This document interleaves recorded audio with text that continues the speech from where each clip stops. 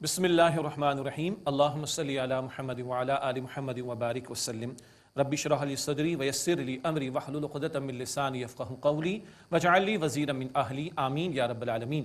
ناظرین کرام السلام علیکم ورحمۃ اللہ وبرکاتہ۔ دورہ ترجمہ قرآن کا سلسلہ جاری، قرآن پاک کے 3 پاروں کا ترجمہ اور مختصر وضاحت کسی درجے میں مکمل ہوئی۔ اب قرآن پاک کے 4 پارے کا ہم آغاز کر رہے ہیں۔ سورہ آل عمران کا یہ 10واں رکوع ہے اور نصارہ کے حوالے سے بھی گفتگو آ رہی ہے۔ نجران کا وفد، اس کو ذہن میں رکھیے گا۔ اہل کتاب کو 2 ٹوک اور آخری انداز میں دعوت دی جا رہی ہے اور کچھ حج کا ذکر بھی اس مقام پر آئے گا۔ سورہ آل عمران آیت نمبر 92 ہے، 4 پارے کا آغاز۔ اعوذ باللہ من الشیطان الرجیم، بسم اللہ الرحمن الرحیم۔ لن تنالوا البر حتی تنفقوا مما تحبون، تم نیکی کے کمال کو ہرگز نہیں پہنچ سکو گے جب تک کہ اس میں سے خرچ نہ کرو جس سے تم محبت کرتے ہو۔ وما تنفقوا من شیء فإن اللہ بہ علیم، اور تم جو کچھ خرچ کرو گے کوئی شے تو بے شک اللہ تعالیٰ اس کو خوب جاننے والا ہے۔ نیکی کے کمال کو چاہتے ہو تو محبوب شے اللہ کی راہ میں خرچ کرنا ہوگی۔ وہ نجران کا وفد جان تو گیا، مباہلہ قبول کرنا، چیلنج قبول کرنا ان کے لیے ممکن نہ ہوا، دل گواہی بھی دے رہے تھے، مگر ان کو ایک پریشانی تھی۔ وہ کیا؟ رومی سلطنت سے ان کو نذرانے ملتے تھے، ان کو سیٹیں ملی ہوئی تھیں، ان کو اختیار ملا ہوا تھا، یہ چلا جائے گا۔ بتایا جا رہا ہے جب تک محبوب شے کی قربانی پیش نہ کرو تمہاری نیکی کامل نہیں ہو سکتی۔ اور کبھی تو اللہ اپنے پیغمبر سے بیٹے کو ذبح کرنے کا بھی تقاضا کر لیتا ہے۔ ابراہیم علیہ السلام کا واقعہ ذہن میں رکھے۔ محبوب شے اللہ کی راہ میں پیش کرنا، صحابہ کرام رضی اللہ تعالی عنہ مجمعین، سوالات کم تھے، عمل بہت تھا۔ آیت کا نزول ہوا، ابو طلحہ رضی اللہ تعالی عنہ حضور کے پاس تشریف لے آئے اور عرض کی یا رسول اللہ، بیرہا کا باغ جس کا پانی حضور کو پسند تھا، عرض کرتے ہیں یا رسول اللہ یہ بڑا محبوب ہے، میں نے اللہ کی راہ میں دے دیا۔ اور سینکڑوں درخت بھی وہاں پر موجود تھے۔ اللہ اکبر، یہ ہے دین اینڈ دیر، سمعنا و اطعنا والی شان، یہ ہے پیارے صحابہ رضی اللہ تعالی عنہم اجمعین۔ بتایا گیا جو خرچ کرو گے اللہ کے علم ہے، کسی کو بتانے کی ضرورت نہیں ہے، اخلاص کے ساتھ خرچ کرو، تمہارا اجر اللہ کے ہاں محفوظ۔ اور اجر کس قدر ہو سکتا ہے؟ البقرہ آیت نمبر 261 میں ہم نے پڑھا 700 گنا اور اس سے بھی زائد اللہ عطا فرمائے گا۔ اگلا ایک پہلو ہے، اس کا پس منظر ہے، یہود نے کہا اچھا تم مسلمانوں ابراہیم علیہ السلام سے تعلق جوڑتے ہو تو ان کی شریعت میں تو، اور یعقوب علیہ السلام کے ہاں تو اونٹ کا گوشت منع ہے، تم کیوں کھاتے ہو؟ یہ غلط بات انہوں نے کہی تھی۔ اللہ تعالیٰ جواب عطا فرما رہا ہے، فَإِن كُلُّ الطَّعَامِ كَانَ حِلًّا لِبَنِي إِسْرَائِيلَ إِلَّا مَا حَرَّمَ إِسْرَائِيلُ عَلَى نَفْسِهِ مِن قَبْلِ أَن تُنَزَّلَ التَّوْرَاۃ، تمام کھانے حلال تھے بنی اسرائیل کے لیے سوائے اس کے کہ جو اسرائیل نے، یہ یعقوب علیہ السلام کا نام ہے، یہ لقب ہے ان کا، مگر یہ کہ جو اسرائیل یعنی یعقوب نے اپنے اوپر حرام کر لیا تھا اس سے پہلے کہ تورات نازل ہو۔ تورات میں تو کوئی ایسی بات نہیں تھی، یہ تو یعقوب علیہ السلام کو کوئی ممکن ہے کوئی بیماری وغیرہ کا معاملہ آیا ہو تو اونٹ کا گوشت انہیں استعمال کرنا چھوڑ دیا ہو۔ آگے فرمایا جا رہا ہے قُلْ فَأْتُوا بِالتَّوْرَاةِ فَاتْلُوهَا إِن كُنتُمْ صَادِقِينَ، آپ فرما دیجئے تم تورات تو لاؤ پھر اس کو پڑھو اگر تم سچے ہو۔ کہاں لکھا ہے کہ اللہ تعالیٰ نے اونٹ کے گوشت کو حرام کیا؟ ہم اس مسئلے کی تفصیل میں نہیں جا رہے، لیکن اتنا اندازہ تو ہو رہا ہے الہامی کتابیں پہلے بھی آئیں اور ان میں تحریف ہو گئی۔ قرآن پاک سچا کلام ہے اور مہیمن، ان کی حفاظت کرنے والا، مصدق، تصدیق کرنے والا، اور ان تعلیمات اور وہ تعلیمات جو پچھلی کتابوں میں تھی قرآن کریم کلیئرٹی کے ساتھ سامنے رکھ رہا ہے۔ فرمایا فَمَنِ افْتَرَىٰ عَلَى اللَّهِ الْكَذِبَ مِن بَعْدِ ذَلِكَ فَأُولَٰئِكَ هُمُ الظَّالِمُونَ، پھر جو کوئی اللہ تعالیٰ پر اس کے بعد جھوٹ گھڑے تو وہی لوگ ظالم ہیں۔ قل صدق اللہ، اے نبی صلی اللہ علیہ وسلم فرما دیجئے اللہ تعالیٰ نے سچ فرمایا، فَاتَّبِعُوا مِلَّةَ إِبْرَاهِيمَ حَنِيفًا، پس تم یکسو ہو جانے والے ابراہیم علیہ السلام کی ملت کی پیروی کرو۔ اور ان کی ملت کیا ہے؟ البقرہ آیت نمبر 131 میں ہم نے پڑھا جو حکم آئے جھکا دو اور اپنے آپ کو اللہ کے سامنے سرنڈر کر دو۔ وما کان من المشرکین، اور وہ مشرکین میں سے نہیں تھے۔ بیت اللہ شریف کا ذکر آ رہا ہے اور اس کی برکات کا بیان بھی آ رہا ہے۔ ایک اعتراض یہود نے کیا تھا، بھئی ہمارے تمام انبیاء جو آئے ان کے لیے قبلہ بیت المقدس تھا، اب یہ بیت اللہ کہاں سے آ گیا؟ اس کا جواب عطا ہو رہا ہے، ان اول بیت وضع للناس للذی ببکۃ مبارکا وہدی للعالمین، بے شک سب سے پہلا گھر جو مقرر کیا گیا لوگوں کے لیے وہ ہے جو بکہ میں ہے۔ مکہ مکرمہ کا پرانا نام بکہ، برکت والا ہے اور تمام جہان والوں کے لیے ہدایت کا باعث ہے۔ تو تو پہلا گھر تو جو زمین پر قائم ہوا اور بنایا گیا اللہ تعالیٰ کی نسبت سے، تاکہ لوگ اللہ تعالیٰ کی عبادت کریں، اس کی طرف رخ کر کے اس کو قبلہ معین کریں، وہ پہلے دن سے خانہ کعبہ چلا آ رہا ہے۔ اللہ اکبر، بیت المقدس بنی اسرائیل کے لیے مقرر ہوا، لیکن اس امت کے لیے مقرر ہوا بیت اللہ شریف، اور یہ پچھلی کتابوں میں بھی لکھا تھا کہ آخری امت کا قبلہ بیت اللہ شریف ہوگا، یہ بات البقرہ میں بھی آ چکی ہے۔ مسجد حرام میں جو نشانیاں ہیں ان کا ذکر آ رہا ہے، بیت اللہ شریف اس کا ذکر بھی آ رہا ہے، اور کچھ اور برکتوں کا بیان آ رہا ہے۔ فیہ آیات بینات مقام ابراہیم، اس میں نشانیاں ہیں کھلی واضح، جیسے کہ مقام ابراہیم وہ جنت سے آیا ہوا ایک پتھر ذکر آ چکا البقرہ میں، ومن دخلہ کان آمینہ، اور جو اس میں داخل ہو گیا وہ امن میں آ گیا۔ اللہ اکبر، پہلے بھی ذکر آ گیا، اگر عربوں کے والد کا قاتل بھی ان کو وہاں پر ملتا تو ہاتھ نہیں لگاتے تھے، امن ہی امن کا معاملہ۔ وَلِلَّهِ عَلَى النَّاسِ حِجُّ الْبَيْتِ مَنِ اسْتَطَاعَ إِلَيْهِ سَبِيلًا، اور اللہ تعالیٰ کا حق ہے لوگوں کے ذمے کہ جو اللہ تعالیٰ کے گھر تک پہنچنے کی استطاعت رکھتا ہو وہ حج کرے۔ وَمَنْ كَفَرَ، اور جس نے کفر کیا، فَإِنَّ اللَّهَ غَنِيٌّ عَنِ الْعَالَمِينَ، تو بے شک اللہ تعالیٰ تمام جہان والوں سے بے نیاز ہے۔ کیا بتایا جا رہا ہے؟ استطاعت ہو تو اللہ کے گھر کا حج کرنا ہے۔ دینی طور پر زندگی میں ایک مرتبہ ایک شخص جو کہ صاحب استطاعت ہو جائے، اس کی تفصیلات اپنی جگہ پر حج ادا کرنا لازم ہے۔ خاتون کا معاملہ ہے تو محرم کی شرط بھی ہے اور اس کے اخراجات بھی پورے ہوں تو پھر فرض ہوگا، اور دیگر بھی امور ہے۔ اللہ تعالی ہم سب کو حج کی توفیق عطا فرمائے، حرمین شریفین کی رونقیں اللہ تعالی مزید بڑھائے، ہمیں بھی اللہ تعالی سعادت عطا فرمائے۔ البتہ ذہن میں رہے استطاعت کے باوجود کوئی حج نہیں کر رہا، یہ عملاً کفریہ طرز عمل ہے تو مسلمان، مگر استطاعت کے باوجود حج ادا نہیں کر رہا تو حدیث مبارک میں آتا ہے پھر یہودی ہو کر مرے، نصرانی ہو کر مرے، اللہ تعالیٰ کو اس کی کوئی حاجت نہیں۔ اللہ اکبر۔ ایک کفر ہوتا ہے عقیدے کا، وہ کھلے پکے کافر ہوتے، ایک کفر ہوتا ہے طرز عمل کا، تو استطاعت کے باوجود حج نہ کرنا، تو جو یہ کفر کرے یعنی عملی کفر، اللہ تعالیٰ تمام جہان والوں سے بے نیاز ہے۔ اسی طرح نماز کے بارے میں حدیث مبارک جامع ترمذی شریف میں من ترک الصلاۃ متعمدا فقد کفر، جس نے جان بوجھ کر نماز ترک کر دی وہ کفر کر چکا۔ اللہ اکبر کبیرہ۔ تو ہمیں اس عملی کفر سے بچنا ہے، شریعت کے احکامات پر عمل کرنا ہے۔ اللہ تعالیٰ ہم سب کو توفیق عطا فرمائے۔ اب یہ 10واں رکوع مکمل ہو رہا ہے، اور بنی اسرائیل میں سے نصارہ کا ذکر زیادہ تھا، وہ گفتگو مکمل ہو رہی ہے، تو دو ٹوک انداز میں اہل کتاب بالخصوص نصارہ کو دعوت دی جا رہی ہے۔ قل یا اہل الکتاب لم تکفرون بآیات اللہ واللہ شہید علی ما تعملون، اے نبی صلی اللہ علیہ وسلم فرما دیجئے اے اہل کتاب، کیوں تم اللہ تعالیٰ کی آیات کا انکار کرتے ہو اور اللہ تعالیٰ اس پر گواہ ہے جو کچھ تم کرتے ہو۔ قل یا اہل الکتاب لم تصدون عن سبیل اللہ، اے نبی صلی اللہ علیہ وسلم فرما دیجئے اے اہل کتاب، تم کیوں اللہ تعالیٰ کے راستے سے روکتے ہو اس کو، من آمن جو ایمان لایا، تبغونہا عوجا وانتم شہداء، تم اس میں ٹیڑھ تلاش کرتے ہو جبکہ تم گواہ بھی ہو، خود قبول نہیں کرتے، دوسروں کے قبول کرنے میں روڑے اٹکاتے ہو، تم جانتے ہو تمہارے دل گواہی دے چکے ہیں پھر بھی حق قبول کرنے میں تم روڑے اٹکا رہے ہو اور دوسروں کو بھی روک رہے ہو۔ وما اللہ بغافل عما تعملون، اور اللہ تعالیٰ اس سے بے خبر نہیں جو تم کرتے ہو۔ اب ایمان والوں کو ایک بات سجھائی جا رہی ہے، یا ایھا الذین آمنوا ان تطیعوا فریقا من الذین اوتوا الکتاب یردوکم بعد ایمانکم کافرین، اے وہ لوگوں جو ایمان لائے ہو، اگر تم کہا مانو گے ان لوگوں کے فریق کا جنہیں کتاب عطا کی گئی تو وہ تمہیں تمہارے ایمان لانے کے بعد حالت کفر میں پھیر دیں گے۔ چوکنا رہنے کو کہا جا رہا ہے۔ نزول قرآن ہو رہا ہے، صحابہ کرام مدینہ شریف میں موجود ہیں، عرب قبائل اوس خزرج کے افراد ایمان لے آئے، مگر وہیں عرب کے قبائل کے ساتھ یہودی قبائل بھی تھے، پرانے کچھ تعلقات بھی تھے۔ دیکھو ان کی بات نہ ماننا، اگر ان کی بات مانو گے تمہیں کفر کی طرف لے جائیں گے۔ تو یہ بات بار بار آتی ہے قرآن پاک میں کہ مسلمان کی قلبی دوستی مسلمان سے ہو سکتی ہے، کافروں سے تعلقات، دلی تعلقات، قلبی تعلقات کی گنجائش نہیں ہے، اور وہ کفر والے تو تمہیں کفر کی طرف لے جانے کے درپے ہو جاتے ہیں۔ چوکنا رہو۔ وَكَيْفَ تَكْفُرُونَ وَأَنْتُمْ تُتْلَى عَلَيْكُمْ آيَاتُ اللَّهِ وَفِيكُمْ رَسُولُهُ، اور تم کیسے کفر کرتے ہو جبکہ تم پر اللہ تعالیٰ کی آیات کی تلاوت کی جاتی ہے، تو کیسے ممکن ہے تم کفر کی طرف چلے جاؤ؟ کیا مطلب؟ اللہ کی آیات سے جڑو، وَفِيكُمْ رَسُولُهُ، اور تمہارے درمیان اللہ تعالیٰ کے رسول موجود ہیں صلی اللہ علیہ وسلم۔ یہ تو اس وقت کا معاملہ، آج حضور قرآن پاک ہمیں عطا کر گئے صلی اللہ علیہ وسلم، حضور اپنا مبارک دین اور اسوہ ہمیں عطا کر گئے، یہ اگر ہو تو ہاؤ از اٹ پاسبل کہ ایمان والے کفر کی طرف جائیں؟ آج کیوں کفریہ طرز عمل بھی نظر آ رہا ہے، غیروں کی طرف رغبت نظر آ رہی ہے، غیروں کی گودوں میں کتے ہوں تو ان کو اختیار کرنے کو فخر سے جو ہے وہ پیش کیا جاتا ہے انا للہ و انا الیہ راجعون، اور پھر اس سے آگے تک کی باتیں بھی ہیں۔ یہ کب ہے؟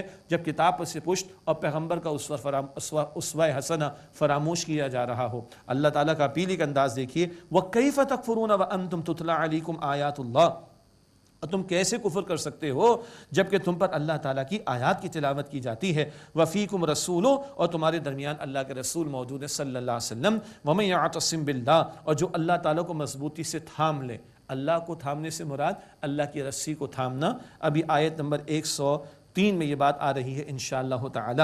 وَمَن يَعْتَصِم بِاللَّهِ، اور جو اللہ تعالیٰ کو مضبوطی سے تھام لے، مراد اس کی رسی قرآن پاک کو، فَقَدْ هُدِيَ إِلَىٰ صِرَاطٍ مُّسْتَقِيمٍ، تو اسے تو یقیناً سیدھے راستے کی ہدایت عطا کر دی گئی۔ دعا کرنی چاہیے، اللہم اہدنا الصراط المستقیم، اے اللہ ہم سب کو سیدھے راستے کی ہدایت عطا فرما۔ یہاں پر آ کر 101 آیات مکمل ہوتی ہیں۔ سورہ آل عمران کا نصف مکمل ہوا۔ یہ 10 رکوع تھے۔ غالب بیان بنی اسرائیل کے تعلق سے تھا، جیسے کہ سورۃ البقرہ میں بھی بنی اسرائیل کا ذکر تھا، البتہ البقرہ میں یہود کا بیان زیادہ تھا اور یہاں نصارہ کا ذکر زیادہ آیا۔ پھر البقرہ کے نصف میں تقریباً 153ویں آیت سے نبی اکرم علیہ السلام کی امت سے خطاب شروع ہوا۔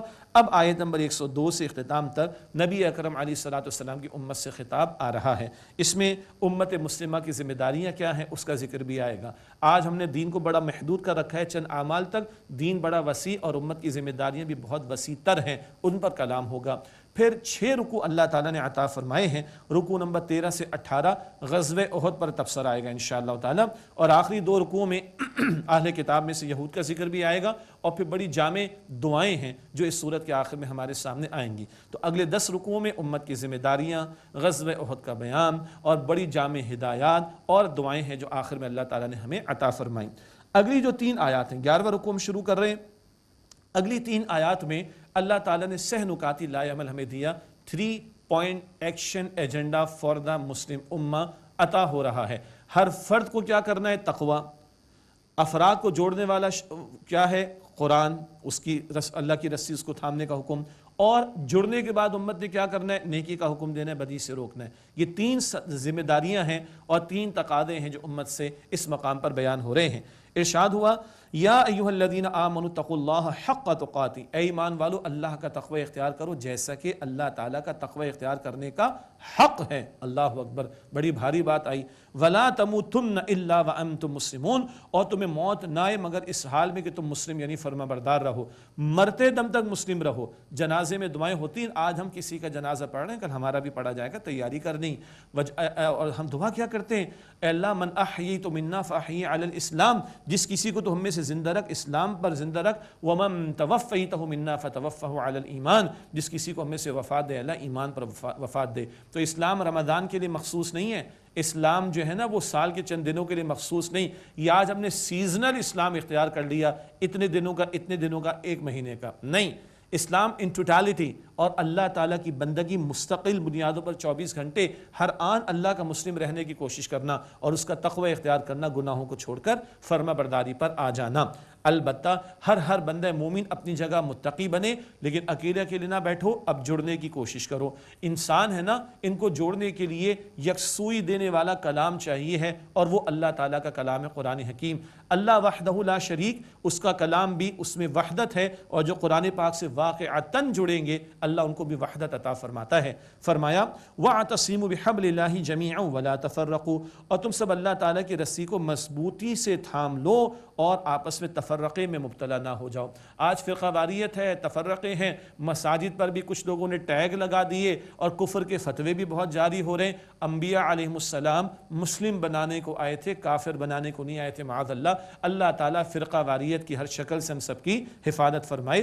علمی اختلاف اپنی جگہ پر، مسالک کا ہم احترام کرتے ہیں، مگر جوڑنے کی بات کرنی ہے، توڑنے کی نہیں۔ اور جوڑنے والا کلام قرآن پاک، فجر، ظہر، عصر، مغرب، عشاء، اللہ تعالیٰ چاہتا ہے قرآن پاک کی تلاوت، چھوٹا ہو بڑا، امیر ہو غریب، جوان ہو یا بوڑھا، مرد ہو یا عورت، جی یوتھ ہو پاکستان کا، امریکہ کا، سعودی عرب کا، کہیں کا بھی مسلمان 4 سال کا ہو یا 100 برس کا ہو، قرآن قرآن قرآن قرآن ہر چند گھنٹوں بعد اللہ تعالیٰ میں قرآن پاک سے جوڑنا چاہتا ہے۔ کون سا قرآن؟ جس کی باقاعدہ تلاوت ہو، جس کو سمجھنے کا اہتمام ہو، ادنا کوشش اللہ تعالیٰ اپنی بارگاہ میں قبول فرمائے، جس کو اپنی زندگی کا امام بنایا جائے، جس کے احکامات پر عمل ہو، جس کے احکام کے نفاذ کی کوشش کی جائے، جس کو دنیا کے سامنے پریزنٹ کرنے کی کوشش کی جائے، جس کا نظام دنیا کے سامنے پریزنٹ کرنے کی کوشش کی جائے۔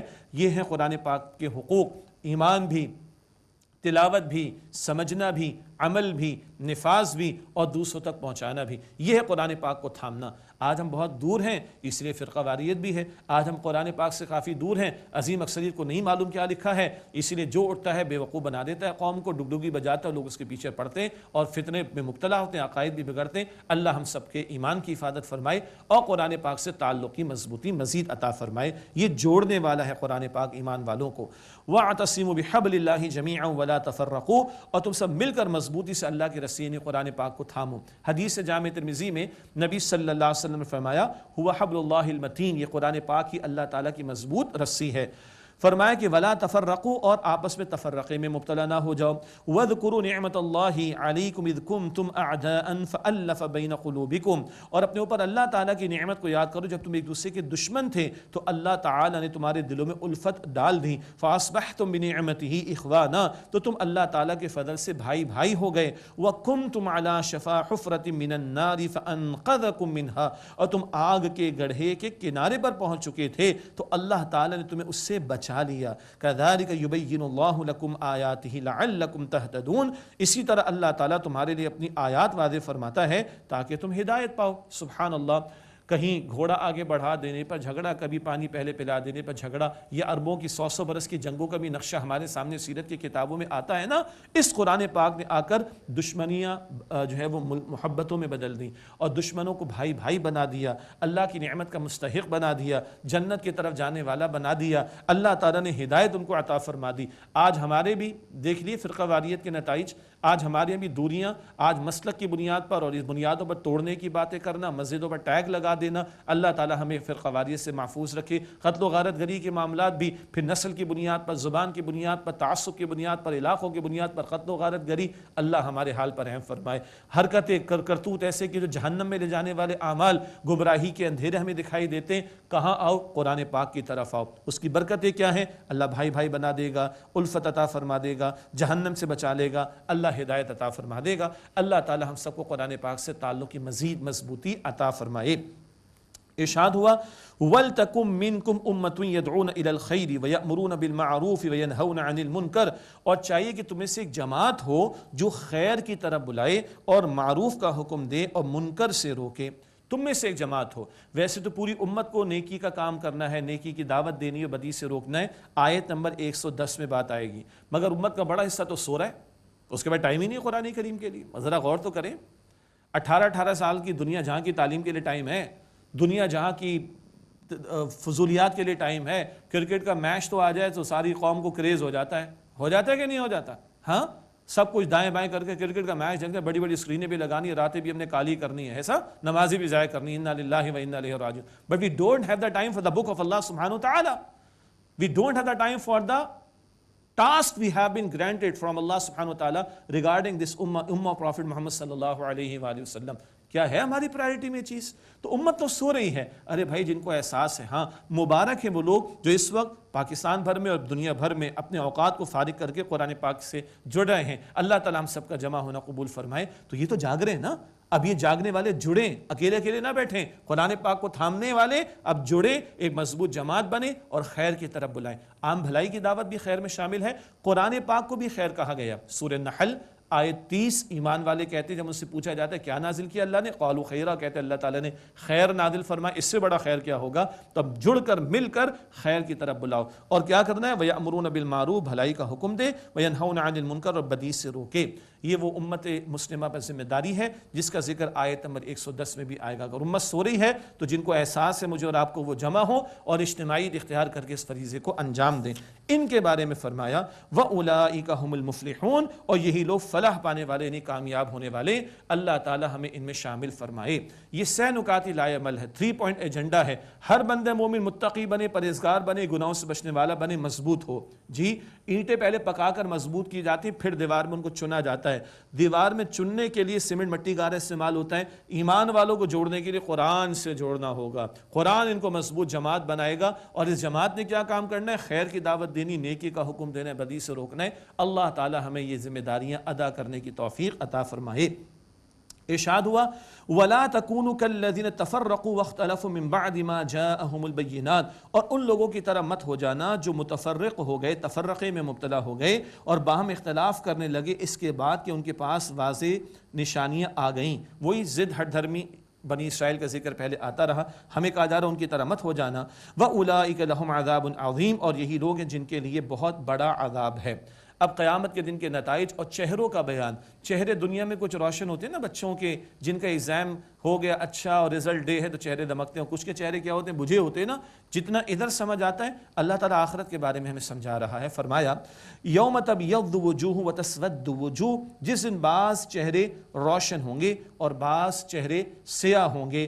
فَأَمَّا الَّذِينَ اسْوَدَّتْ وُجُوهُهُمْ، پس جن لوگوں کے چہرے سیاہ ہوں گے ان سے کہا جائے گا اَكَفَرْتُمْ بَعْدَ ایمانکم، کیا تم نے اپنے ایمان کے بعد کفر کر ڈالا؟ وہی نصارہ کو اس کا ذکر آتا رہا، یہود کا ذکر آتا رہا۔ فَذُوقُوا الْعَذَابَ بِمَا كُنْتُمْ تَكْفُرُونَ، تو اب عذاب چکھو کیونکہ تم کفر کیا کرتے تھے۔ اللہ اس برے انجام اور چہروں کے سیاہ ہونے سے ہم سب کی حفاظت فرمائے۔ دنیا میں سمجھ آتی ہے، اللہ آخرت کے بارے میں بتا رہے ہیں، ایسے جو کرتوت ادھر چہروں پر آیا اور ظاہر ہو جائیں گے ادھر آخرت میں۔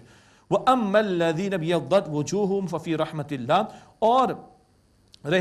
اور وہ لوگ جن کے چہرے روشن ہوں گے وہ اللہ تعالیٰ کی رحمت میں ہوں گے۔ ہم فیہا خالدون، وہ اس میں ہمیشہ رہیں گے۔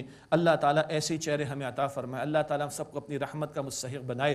آج وہ ایمان کا نور اور نیک اعمال کا نور ہوگا تو کل چہروں پر وہ روشنی ہوگی، وہ نور ہوگا چہروں پر۔ اللہ وہ ہم سب کو عطا فرمائے۔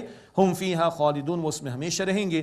اللہم انا نسألک جنت الفردوس، اے اللہ ہم تجھ سے جنت الفردوس کا سوال کرتے ہیں۔ تلک آیات اللہ نتلوها علیک بالحق، یہ اللہ تعالیٰ کی آیات ہیں اے نبی علیہ السلام، ہم آپ پر حق کے ساتھ یعنی بامقصد طور پر تلاوت کرتے ہیں۔ وما اللہ یرید ظلما للعالمین، اور اللہ تعالیٰ جہان والوں پر کوئی ظلم فرمانے والا نہیں ہے۔ یہ تو بندے ظلم پر اتر آتے اور اپنے لیے برائی کا فیصلہ خود کر رہے ہیں تو اللہ تعالیٰ اسی پر چلا دیتا ہے اور اسی کی سزا ان کو دے گا۔ اللہ ظلم فرمانے والا عالمین پر بالکل نہیں۔ وَلِلَّهِ مَا فِي السَّمَاوَاتِ وَمَا فِي الْأَرْضِ، اور اللہ ہی کے لیے جو کچھ آسمانوں میں اور زمین میں ہے۔ وَإِلَى اللَّهِ تُرْجَعُ الْأُمُورُ، اور تمام معاملات کا لوٹایا جانا اللہ سبحانہ وتعالی ہی کی طرف ہے۔ یہ جو جملے آتے ہیں نا قرآن پاک میں، کبھی ان کو الگ سے پڑھیں، تمام معاملات اللہ کی طرف لوٹیں گے۔ آج ماں باپ کا دل دکھا رہو، اللہ کو جواب دینا پڑے گا۔ آج بیوی کے ساتھ زیادتی کرو، اللہ تعالیٰ کو جواب دینا پڑے گا۔ آج کسی کا مال ہڑپ کیا، اللہ تعالیٰ کو جواب دینا پڑے گا۔ اللہ تعالیٰ کی کتاب کو پس سے پش ڈالا، اللہ کو جواب دینا پڑے گا۔ اللہ کے دین کے تقاضے پر عمل نہیں کر رہے، اللہ کو جواب دینا پڑے گا۔ یہ جملے کبھی الگ سے بھی پڑھیں تو اللہ اکبر بندہ ہل جاتا ہے۔ اگلا رکوع ہے 12واں رکوع سورہ آل عمران کا۔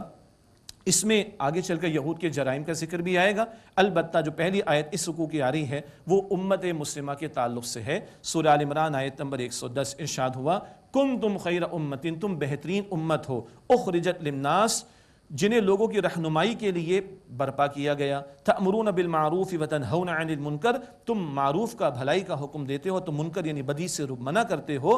وتؤمنون باللہ، اور تم اللہ تعالیٰ پر ایمان لاتے ہو۔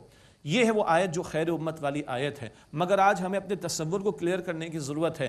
دنیا میں تنخواہ کسی کو 50,000 روپے ملتی ہے، مثال کے طور پر کام لیا جاتا ہے، کام کرو تنخواہ لو اور بونس بھی ملے گا، انکریمنٹ بھی ملے گا، ایسے ہی ہے نا۔ کام نہ کرو تو جاؤ میاں جاؤ اپنے کام سے کام رکھو۔ پھر تو بہترین امت ہو اگر ہے تو ذمہ داری کے ساتھ ہے، بیٹھے بیٹھے نہیں ہوتی بہترین امت۔ اللہ اکبر کبیرہ۔ پہلے بنی اسرائیل کا ذکر آ چکا، انہوں نے کتاب پر سے پوچھ ڈالی، پیغمبروں کو ساتھ نہ دیا تو ذلت و محتاجی ان پر تھوپی گئی۔ آج امت کا حال کیا ہے؟